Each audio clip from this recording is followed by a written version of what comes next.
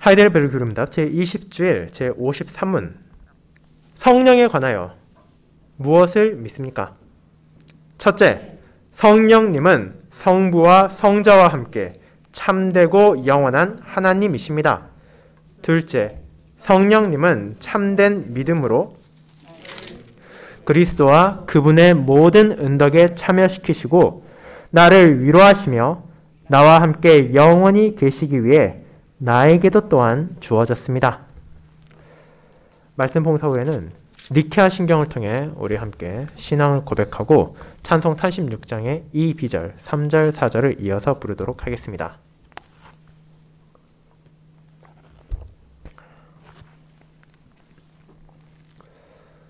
사랑하는 주 예수 그리스도 안에 있는 형제 자매님들, 우리가 누군가를 믿는다고 하는 것은 결코 쉽게 내뱉을 수 있는 말이 아닙니다. 여러분이 신뢰할 수 있는 어떤 사람을 떠올려 보시기 바랍니다. 그 사람은 길 가다 우연히 마주친 누군가가 아닐 것입니다. 사람이 다른 사람을 믿는다고 할 때는 긴 시간과 경험이 일반적으로 필요합니다. 여러분은 그 사람과 상당한 시간을 보내며 그 사람의 성격을 파악하게 될 것이며 무엇을 좋아하고 싫어하는지, 어떤 가치관을 가졌으며 어떤 삶을 지향하고 있는지를 알게 될 것이며 그런 상호간의 이해가 발달한 후에야 이 사람은 정말로 진실되고 내가 믿을 만한 사람이구나 라는 결정을 내릴 수 있을 것입니다. 물론 우리는 이 땅에서 그와 같은 과정을 거치고도 친구나 동료에게 배신당하고 실망하게 되는 쓰라린 경험을 할 수도 있지만 그럼에도 누군가에 대한 최소한의 경험과 이해가 없이 믿는다는 것은 위험할 뿐만 아니라 대부분의 사람들에게는 실제로 행동에 옮길 수 없는 불가능한 것일 것입니다. 그렇지만 여러분이 주위를 둘러보면 교회를 다니고 있는 이웃이나 친지들을 살펴보면 실제로 그 사람들이 이와 같은 고백을 한다는 것을 알게 될 수도 있습니다. 교회를 다닌 지 어느 정도 된 신자라면 당연히 성부 하나님에 대해서는 잘 알고 있을 것입니다. 그분의 창조 사역과 영원한 경륜, 섭리 가운데 우리를 돌보시는 모든 것은 신자가 외면하기엔 너무나 큰 은혜입니다. 그뿐 아니라 성자 하나님에 대해서 모르는 신자는 거의 존재하지 않을 것입니다. 심지어 예수 그리스도, 우리의 주님에 대해서는 교회를 다니지 않는 사람이라 하더라도 그분의 출생으로부터 시작하여 승천까지의 삶을 대략적으로 언급할 수 있을 정도로 너무나 잘 알려져 있습니다. 그런데 그와 같으신 삼위 하나님 가운데 한 분이신 성령 하나님에 대해서는 어떻습니까? 누군가 여러분에게 다가와 너희가 믿는다고 하는 성령 하나님은 도대체 어떤 분이십니까? 그분은 어떤 사역을 하시고 왜 여러분은 그분을 믿는다고 고백합니까? 라고 말한다면 어떤 대답을 할 수 있습니까? 아마도 이에 대해 당황해하며 어째서 내가 그분에 대해서는 이렇게 낯설게 느끼는지를 의아한 사람이 있을 수도 있습니다. 그렇게 많은 신자들은 사도신경을 통해 성령 하나님을 매주일 믿는다고 입으로는 고백하면서도 정작 그분이 누구인지를 알아가려는 노력을 게을리하고 있을 뿐 아니라 그분의 은혜가 우리 구속에 필수적인 것이며 그분의 역사하심을 우리가 지금 이 순간에도 위로를 누리고 있다는 사실은 망각하고 있습니다. 그런 우리에게 오늘 교리문답 제20주일의 고백을 살펴보는 것은 큰 도움이 될 것입니다. 우리는 이 시간을 통해 나는 성령님을 믿습니다 라는 제목으로 교리문답을 통해 신자가 고백하는 성령님에 대한 진리를 살펴보며 성령님께서 진정 어떤 분이신지와 우리 안에서 역사하시는 그분의 사역에 얼마나 큰 위로와 기쁨을 주는 것인지를 알아보도록 하겠습니다. 그리고 이를 두 소주제, 나는 참 하나님이신 성령님을 믿습니다와 나는 성령님의 사역을 믿습니다로 나누어 살펴보겠습니다. 먼저 첫 번째, 나는 참 하나님이신 성령님을 믿습니다 라는 부분을 살펴보도록 하겠습니다.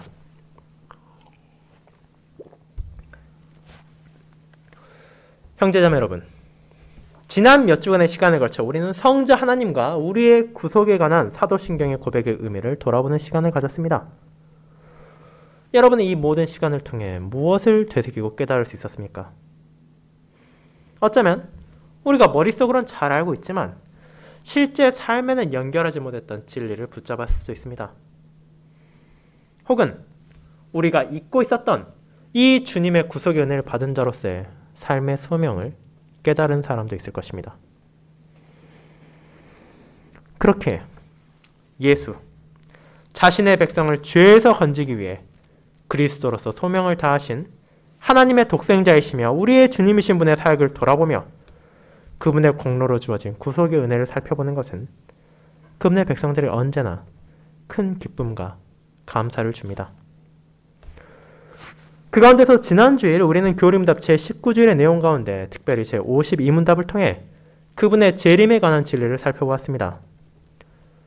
주님께서 다시 오신다는 것은 분명 많은 사람들의 관심을 받고 있는 주제 중 하나입니다.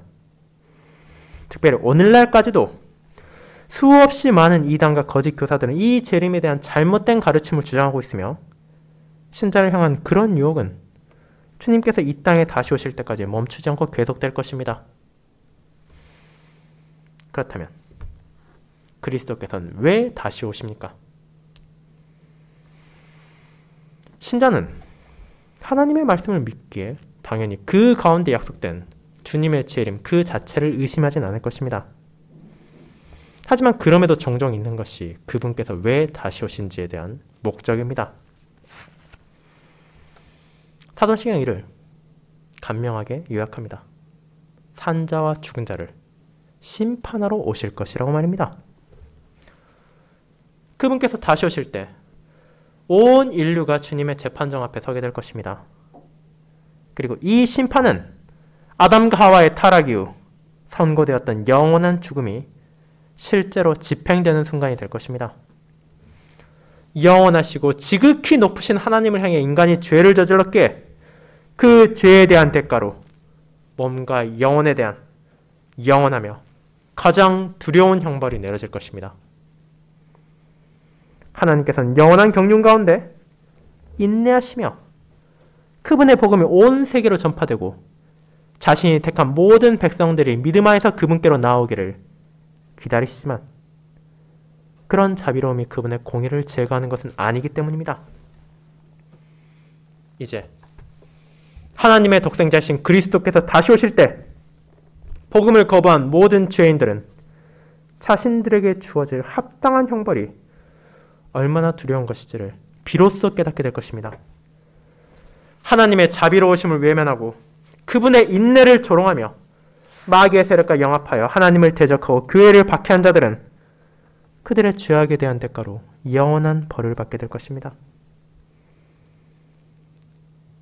하지만 그 재판에서 모든 사람이 영원한 형벌을 선고받는 것은 아닙니다. 은혜로 주어진 믿음 안에서 그리스도께 참여한 자들은 그와 반대되는 영원한 생명을 받게 될 것이며 이전보다 더욱 온전해진 하나님과의 교제 안에서 영원한 기쁨과 영광을 끝없이 누릴 것입니다.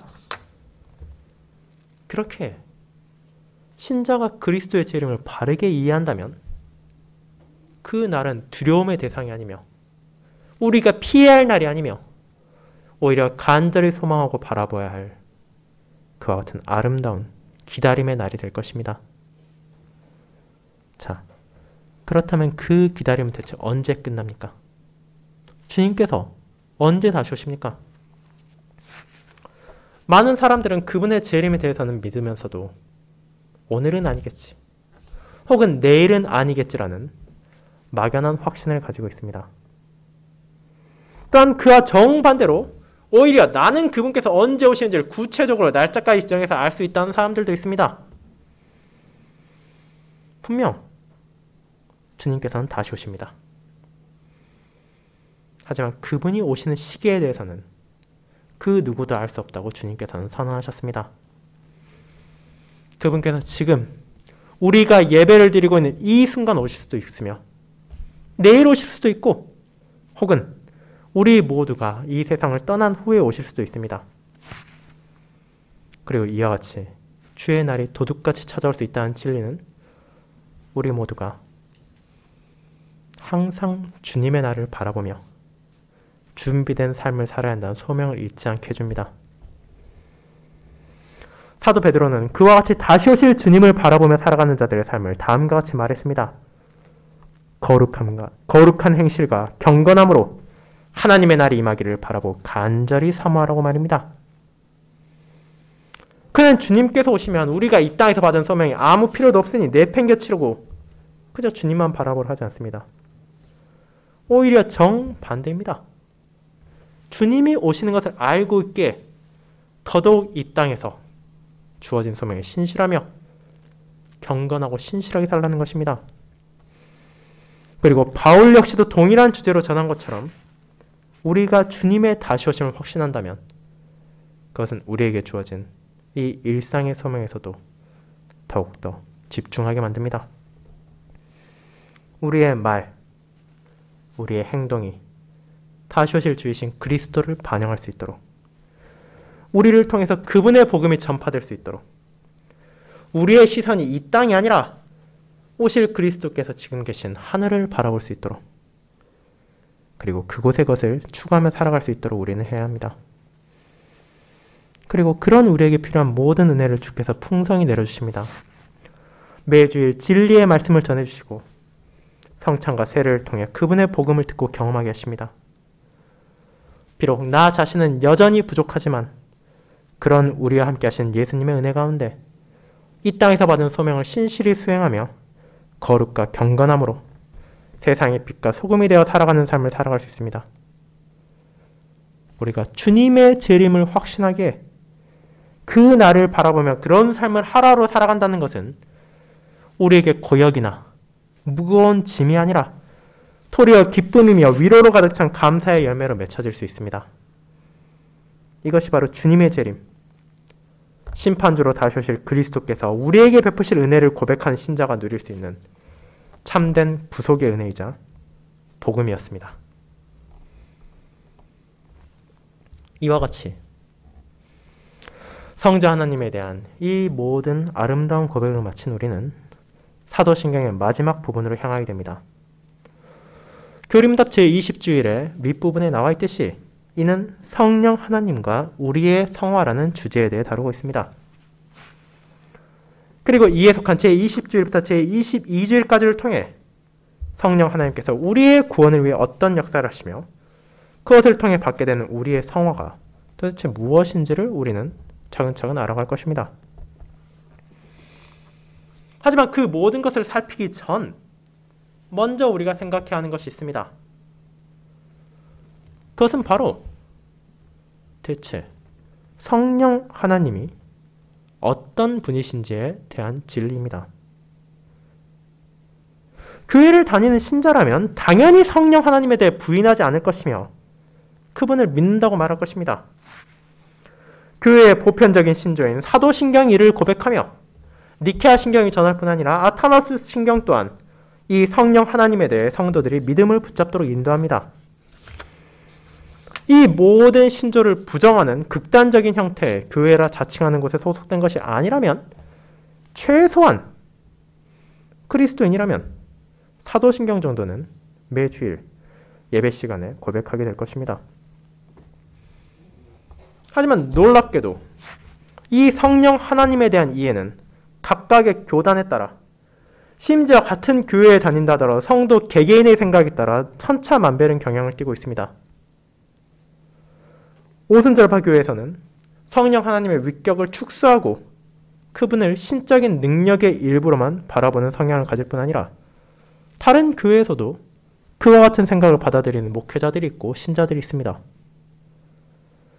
이런 생각이 반영된 것이 우리가 흔히들 부흥회라 부르는 교회의 모임을 갔을 때 볼 수 있는 끝없는 열기와 환성 가운데 인도자가 성령을 받으라고 외치며 그를 따르는 사람들이 일종의 엑스타시를 체험하는 기이한 광경입니다. 마치 자기가 원하기만 한다면 성령 하나님을 누군가에게 임재시킬 수 있다는 듯이 믿고 있는 자들과 그를 통한 강렬한 영적 체험을 원하는 청중들을 협력하여 만들어내는 이런 모습은 비단 우리나라만이 아니라 북미를 비롯한 수많은 지역에서 지금도 여전히 계속되고 있는 현상 가운데 하나입니다. 하지만 우리는 성령 하나님을 어떻게 믿고 어떤 분으로 고백합니까? 가장 먼저 우리가 그분을 알게 되는 것은 우리 자신의 체험, 우리의 경험, 우리의 지혜를 통해서가 아니라 바로 하나님의 말씀을 통해 그분을 알게 된다는 것입니다. 인간의 부족함은 성부 하나님, 성자 하나님을 온전히 스스로의 능력으로 이해할 수 없을 뿐만 아니라 성령 하나님을 아는 지식에서도 동일하게 적용됩니다. 우리는 분명 그분의 사역과 그분의 은혜를 경험하며 살아가고 있지만 그분에 대해 말하기 위해서는 먼저 성경을 펼치고 하나님께서 어떻게 성령님에 대해 스스로 계시한지를 바라보아야 합니다. 그리고 그분의 말씀인 성경은 성령 하나님이 기이한 능력의 집합체나 의지가 없이 누군가가 자의적으로 부여할 수 있는 무언가가 아니라 위격을 가지신 삼위 하나님의 한 분이심을 나타냅니다. 그리고 이는 그분을 가리키는 이름인 성령에서부터도 드러납니다. 우리는 일반적으로 영이 무엇을 말하는지 알고 있습니다. 우리 사람은 영과 육으로 이루어져 있음도 알고 있습니다. 또한 하나님의 말씀을 통해 세상의 영이라 불리는 마귀의 수하들이 있다는 것도 보게 됩니다. 그렇다면 성령께서는 어떤 점에서 그들과 구분되시며 그 이름에서 나타나는 것은 무엇입니까? 성령을 풀어서 말하자면 거룩한 영이라는 뜻입니다. 이 참되신 하나님을 가리키는 이름 가운데 하나는 성경에서 100차례 이상 나타내며 그분이 우리가 일반적으로 알고 있는 영들과는 분명 다르다는 것을 보여줍니다. 왜냐하면 그분은 온전히 거룩하신 영이기 때문입니다. 우리가 익히 알다시피 거룩하다는 표현은 일반적인 것들과 구분된다는 것입니다. 그렇게 세상의 영, 사람의 영과 다르게 성령님은 죄악으로 더럽혀져 있지 않으며 자신의 거룩함을 온전하게 이 땅에 드러내십니다. 동시에 우리는 그분을 가리키는 또 다른 칭호를 볼 수도 있습니다. 그분께서는 주의 영, 하나님의 영, 그리스도의 영이라는 이름으로 불리기도 합니다. 이 사실은 성령 하나님과 성부와 성자 간에 떼어낼 수 없는 강한 연결고리가 있다는 것을 보여줍니다. 우리가 성부와 성자를 분리해서 생각할 수 없는 것처럼 성부에게서 성령을 제거할 수 없으며 성자의 사역과 성령의 사역을 무관하게 생각할 수 없습니다. 이처럼 성령 하나님께서는 참 하나님이시며 삼위 하나님으로서 우리의 구원을 위해 성부와 성자와 함께 역사하십니다. 자, 이제 그와 같은 성령 하나님을 우리가 고백한 후 우리가 읽은 고린도 교회를 향한 사도 바울의 서신을 통해 다음의 진리를 알게 됩니다. 고린도서 3장 17절은 다음과 같이 말합니다. 주는 영이시니 주의 영이 계신 곳에는 자유가 있느니라. 이 부분을 통해 바울은 1차적으로는 그리스도 안에서 성도들에게 주어진 은혜를 가리키고 있습니다. 그리고 18절과 이어질 때 이 17절의 주란 하나님을 가리키는 것임을 우리는 알게 됩니다. 그런데 이 본문에서 바울이 말하고자 하는 것은 하나님께서 영적인 존재라는 것이 아닙니다. 물론 그것은 분명한 사실이지만 지금 그가 강조하고자 하는 것은 하나님께서 영이라는 표현을 통해 성령 하나님께서 참 하나님이라는 것을 동시에 말하고자 하는 것으로도 볼 수 있기 때문입니다. 그와 같은 성령님께서 참 하나님이라는 증거는 다른 본문을 통해서 어렵지 않게 찾아볼 수 있습니다. 여러분도 어쩌면 익숙하실 아나니아와 삽비라의 죄악을 다루고 있는 사도행전 5장을 생각해 보시기 바랍니다. 그들이 사도와 교회를 속이고 기만하려 할 때 베드로는 다음과 같이 말합니다. 아나니아야, 어찌하여 사단이 내 마음에 가득하여 내가 성령을 속이고 땅값 얼마를 감췄느냐? 땅이 그대로 있을 때는 내 땅이 아니며 판 후에도 내 마음대로 할 수가 없더냐? 어찌하여 이 일을 내 마음에 두느냐?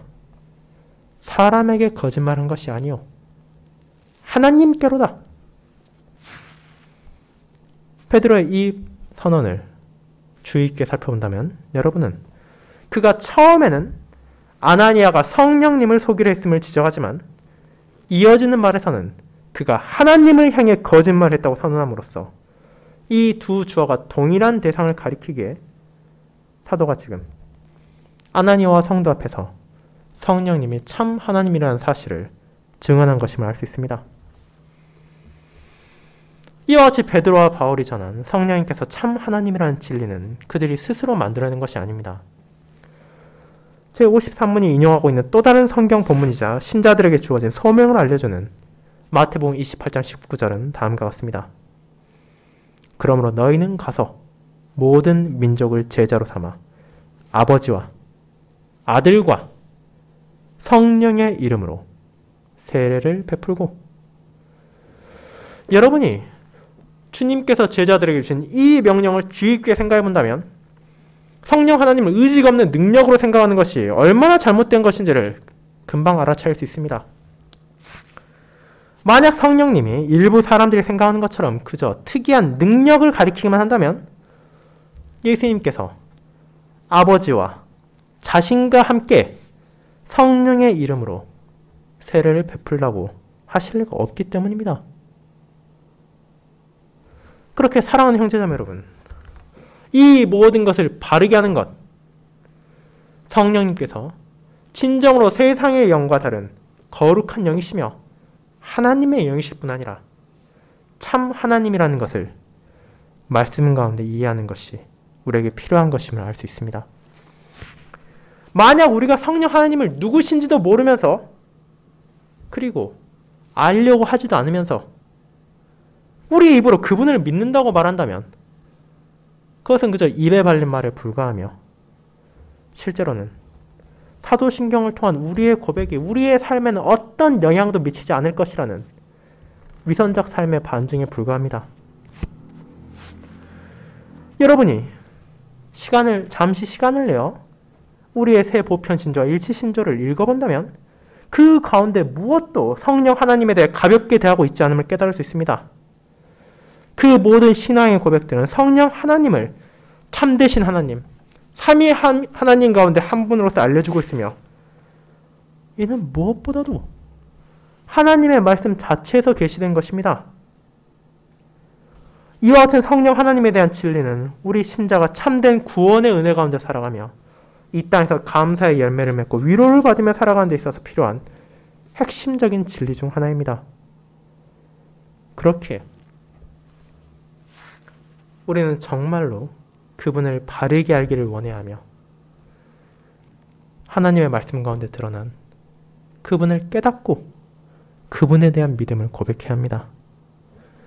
그리고 그런 과정을 통해 우리가 성령 하나님에 대해 알아가면 알아갈수록 그분의 사역을 통해 우리가 받게 된 놀라운 은혜를 깨닫게 될 것이며 만약 성령 하나님께서 참 하나님이 아니시라면 어떤 신자도 그분의 사역 가운데 드러난 은혜, 특별히 교리문답이 전하는 성화의 은혜를 받을 수 없다는 것을 알게 될 것입니다. 그리고 이 사실이 우리로 하여금 오늘의 두 번째 대지로 인도합니다. 두 번째, 나는 성령 하나님의 사역을 믿습니다를 생각해 보도록 하겠습니다.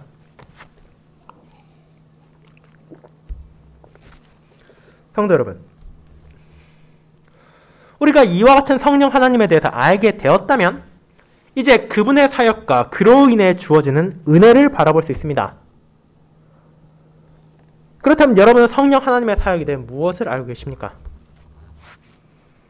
일반적으로 교리문답의 소주제가 전하듯이 우리는 그분의 은혜를 그리고 그분의 사역을 성화라는 한 사역에 축소시켜 생각하는 경우가 있습니다.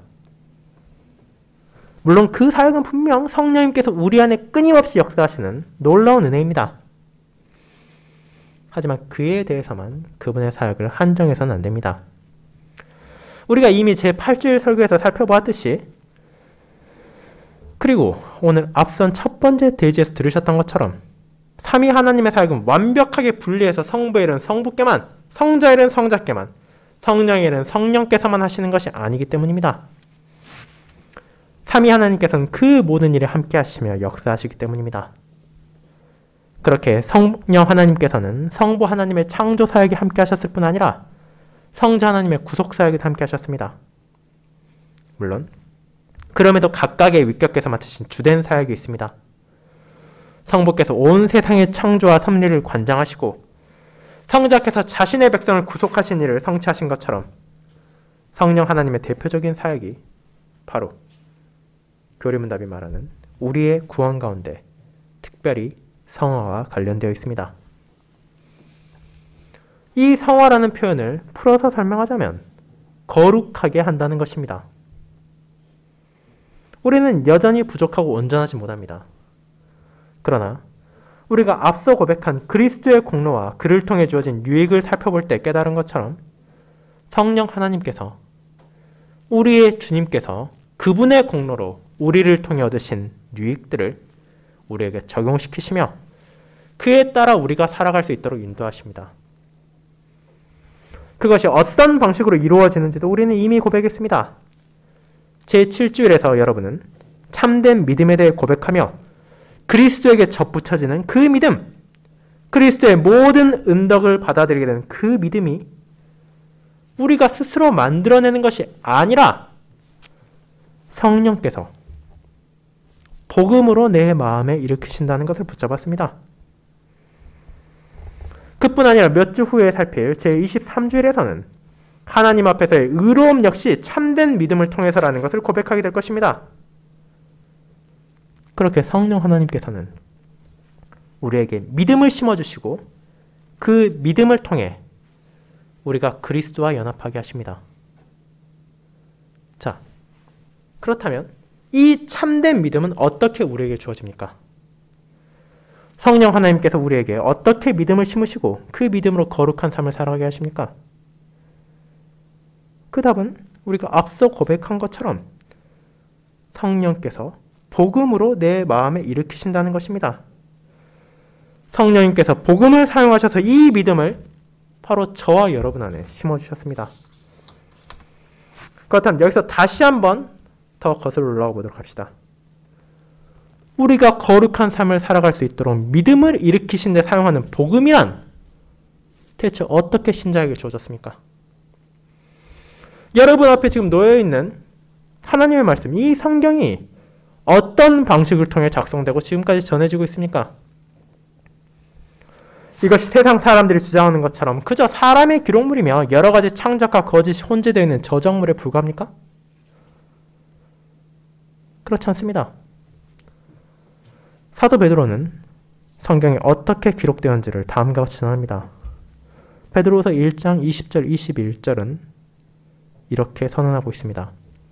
먼저 알 것은 성경의 모든 예언은 사사로이 풀 것은 아니니 예언은 언제든지 사람의 뜻으로 낸 것이 아니요 오직 성령의 감동하심을 받은 사람들이 하나님께 받아 말한 것임이라. 그리고 이와 동일한 맥락에서 사도 바울은 디모데에게 다음같이 말합니다. 모든 성경은 하나님의 감동으로 된 것으로 교훈과 책망과 바르게 함과 의로 교육하기에 유익하다고 말입니다. 이런 가르침이 신약에서만 나타납니까? 그렇지 않습니다. 다윗이 세상을 떠나기 전 자신의 백성들에게 유언을 남길 때 다음과 같이 성령 하나님의 역사하심을 선언합니다. 사무엘하 23장 2절입니다. 여호와의 영이 나를 통하여 말씀하시며 그의 말씀이 내 혀에 있도다 라고 말입니다. 자, 이와 같은 고백을 통하여 우리가 알게 되는 것은 무엇입니까? 우리에게 전해진 하나님의 말씀, 점도 없고 흠도 없는 거룩한 계시는 바로 성령 하나님의 역사하심으로 우리에게 주어졌다는 것을 깨닫게 되는 것입니다. 그렇지만 여기에서 멈추지 맙시다. 성령 하나님의 역사하심은 이와 같은 하나님의 말씀을 우리에게 전해주신 것으로 끝나는 것이 아니기 때문입니다. 지금 말씀을 전하는 저를 포함하여 이 땅의 설교자들을 통해 자신의 백성들에게 복음이 바르게 전해지도록 필요한 힘과 지혜를 주심으로 담대히 복음을 선포할 수 있도록 은혜를 베푼 분 역시 성령 하나님이십니다.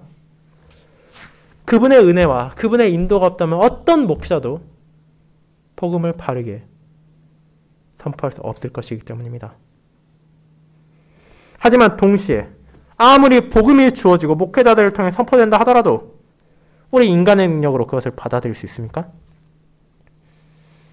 알미니안주의자들이 말하듯이 복음을 하나님께서 전하시고 이제 그것을 인간이 책임을 가지고 받아들이면 그것이 우리에게 진리로 다가오는 것입니까? 그 또한 거짓입니다. 인간의 본성은 죄로 기울어져 있으며 하나님의 은혜가 없이는 아무리 복음이 선포되고 진리가 주어진다 하더라도 이를 거부하며 외면할 뿐입니다. 그러나 하나님께서는 자신의 택한 백성들에게 은혜로 그분의 영을 보내셨습니다. 우리 안에서 역사하신 성령님께서는 그분께서 전하신 복음, 그분께서 선포하시는 복음을 듣는 자들이 참된 진리로 받아들일 수 있도록 인도하시며 이를 통해서 우리에게 믿음을 심으시고 그 믿음이 자라나도록 돌보십니다. 이 성령 하나님의 역사에 대해 예수님께서는 다음같이 선언하셨습니다. 요한복음 16장 13절입니다. 그러나 진리의 성령님이 오시면 그가 너희를 모든 진리 가운데로 인도하시니니 라고 말입니다.